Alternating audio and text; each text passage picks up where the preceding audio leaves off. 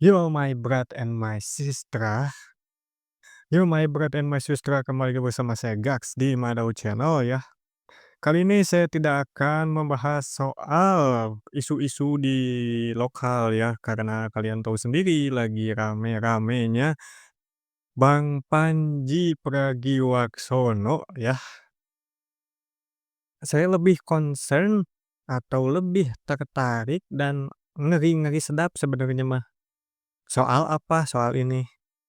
Soal penangkapan ya Presiden Maduro, presidennya Venezuela. Yang jadi perhatian saya itu bukan karena ini kan, mungkin kalian bisa berpendapat bahwa Maduro kan presiden Venezuela bukan Indonesia. Maduro kan, emang diktator gitu kan. Maduro kan itu, tapi bukan itunya yang jadi masalah. Masalahnya itu adalah bagaimana ya cara, presiden Venezuela ini diculik gitu. Namun yang harus digarisbawahi adalah ini tuh yang penting nih yang harus dicermati itu adalah ini, Amerika itu kan melanggar ya, ini mah menurut Google aja ini mah ya, saya tidak akan mengambil dari mana-mana ya, dari Google aja.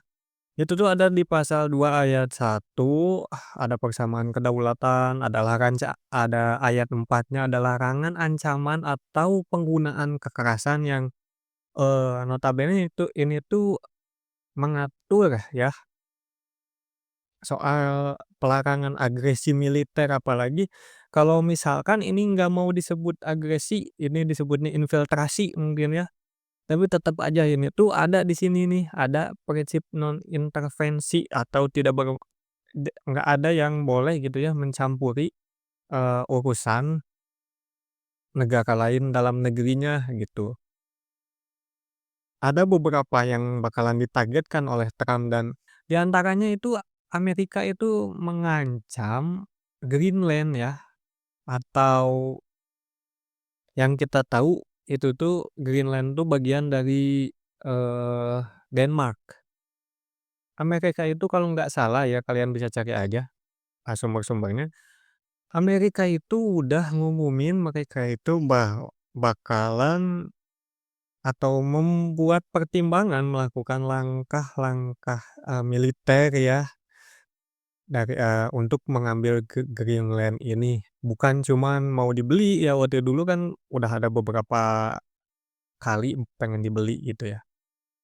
Nah, dan ini tuh untuk mengamankan mereka dari ancaman Rusia dan Cina.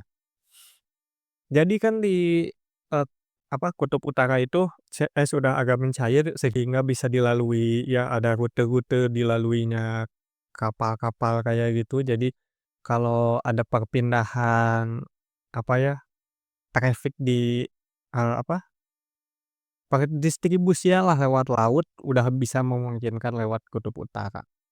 Kalian itu banyak yang apa ya, di antaranya orang-orang Indonesia itu banyak yang membanding-bandingkan apa yang dilakukan Rusia dan dilakukan Amerika Serikat. Nah, banyak juga yang bilang, "Kenapa sih Rusia cupu?" Gitu ya. Berapa tahun perang nggak beres-beres, tapi Amerika tinggal comot aja gitu presidennya. Nah, ini beda Bung ya, sebenarnya mah beda, beda cara dan beda tujuan. Kalau Rusia itu kalau kalian cermat ya lihatnya, ini mah meskipun saya ini cuman pengamat yang militer abal-abal ya.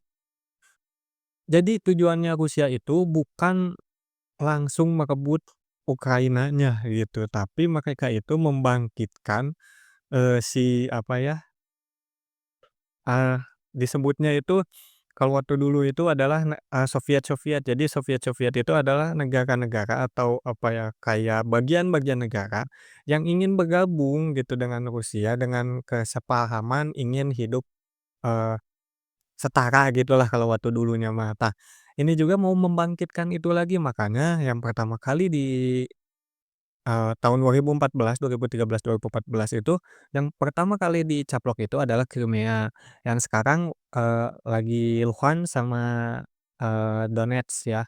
Nah, itu beda beda kasus dengan Amerika ini. Kalau Amerika ini, itu mencopot kepala negaranya dan ingin diganti dengan kroni mereka, gitu. Jadi beda beda sistem.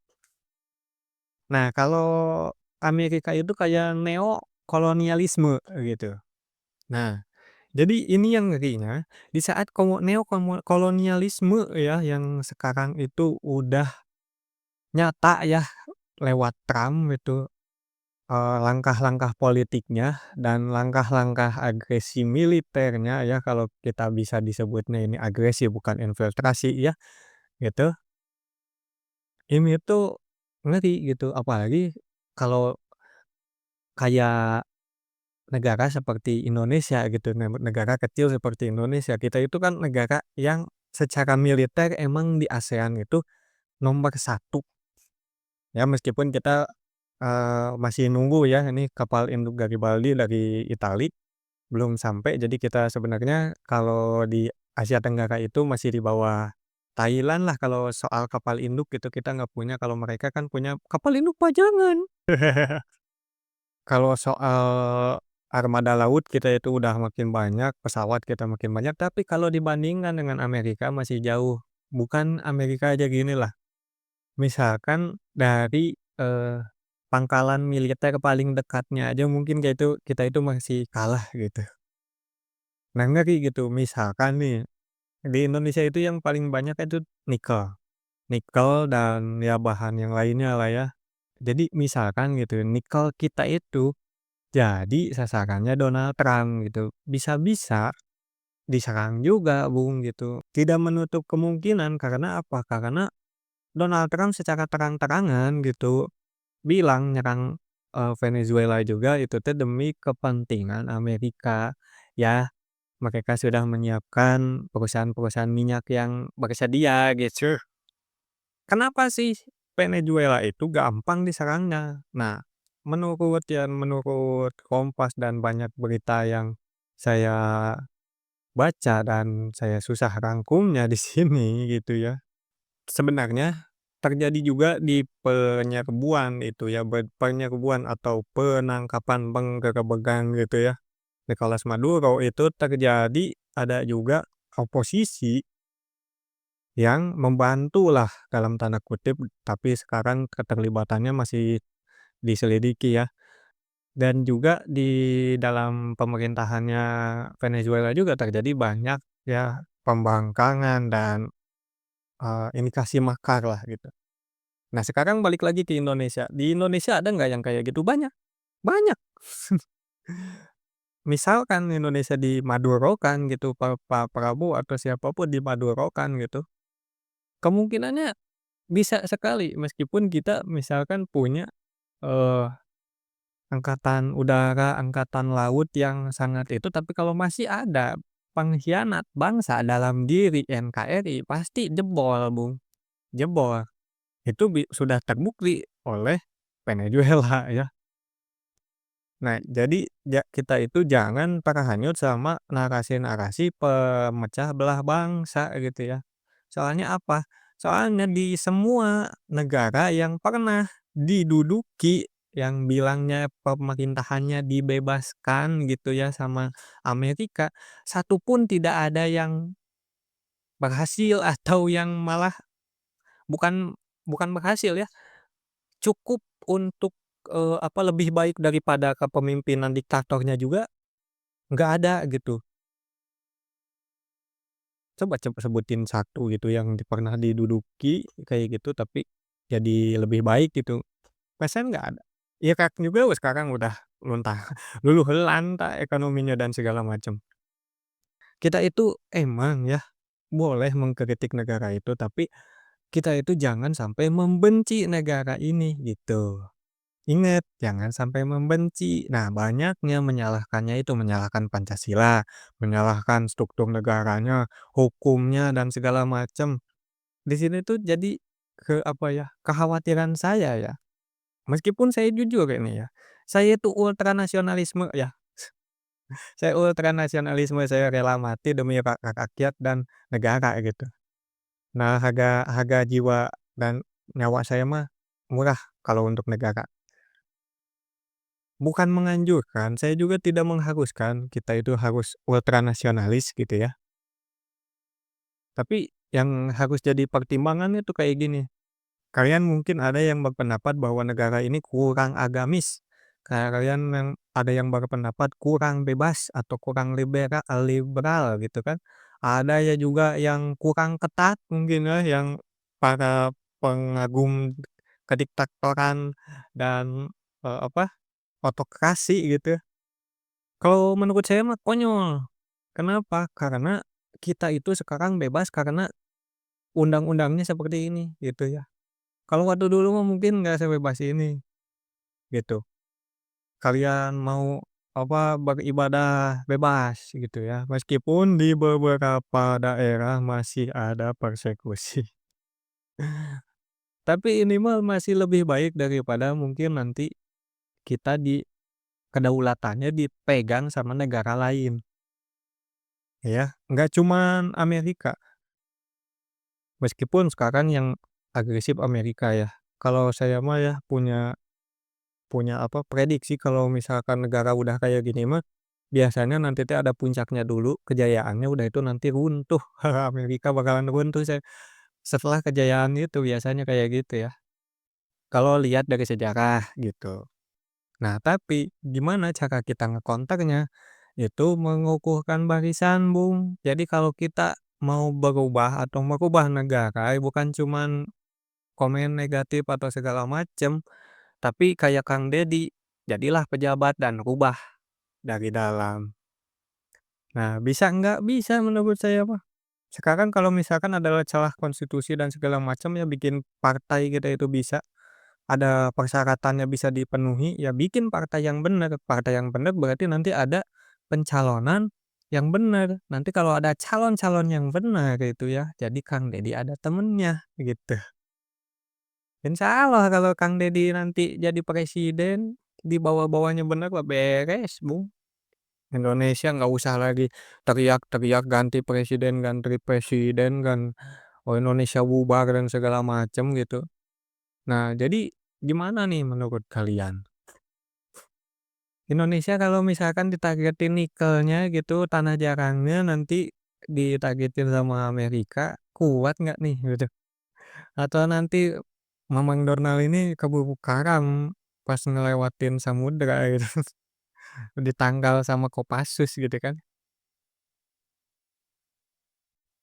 Ya semoga aja nggak terjadi ya. Kalau misalkan ini yang ngerinya kedua, yang ngerinya kedua itu adalah kalau misalkan Cina melakukan hal yang sama. Kenapa? Karena Cina sama Taiwan itu beda dari Amerika sama Venezuela. Kalau Amerika sama Venezuela itu, Venezuela negara merdeka, Amerika negara merdeka. Nah itu presidennya cilik. Nah, kalau Cina itu beda. Cina itu negara merdeka, Taiwan itu bukan negara merdeka atau belum diakui secara luas, secara dunia ya, bahwa Taiwan itu negara merdeka gitu, belum diakui gitu, baru beberapa negara aja. Nah, sekarang di PBB, Taiwan itu termasuk ke provinsinya Cina. Jadi kalau Cina mau ngambil presidennya Taiwan itu mah dalam tanda kutip kayak ngambil teroris, kayak ngambil separatis, pemberontak, ya boleh, gitu kan. Sebenarnya yang lebih boleh itu itu. Tapi kalau itu dilakukan, yang ketar-ketir itu seluruh dunia. Kenapa? Karena di Taiwan itu adalah pusatnya pembuatan semikonduktor. Semikonduktor itu adalah bahan-bahan yang ada di HP kalian, di mobil, di komputer, di laptop kalian gitu ya. Jadi kalau Nvidia atau dan segala macam mau bikin GPU, mau bikin, prosesor, itu asalnya itu dari situ. Kenapa? Kalau kalian cari di Google, nanti ada itu, namanya itu TSMC. TSMC ini adalah perusahaan satu-satunya perusahaan di dunia yang mampu membuat, semikonduktor dengan ukuran di bawah 7 nanometer nm.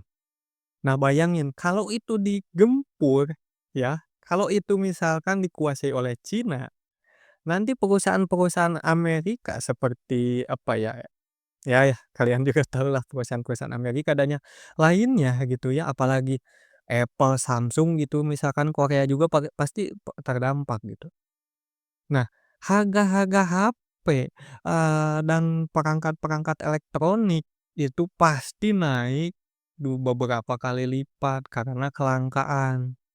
Nah, ini juga, jadi yang ketar-ketir itu bukan cuman Taiwan. Nanti semua orang yang mau beli HP baru, mobil baru, atau komponen PC baru, itu ya bakalan ketar-ketir. Makanya lah jangan ya kok Xi Jinping, jangan serang dulu Taiwan lah ya sebelum saya merangkai PC, gitu. Jadi gitu aja ya. Jadi kalau kalian punya pendapat lain tulisin aja di kolom komentar. Jadi terus kalau kalian, suka video-video dari saya bisa tonton aja lihat itu, di channel saya ya. Jangan lupa like ya, comment and subscribe dan bertemu lagi di Madao channel selanjutnya ya. Semoga ini tidak berlanjut. Bye.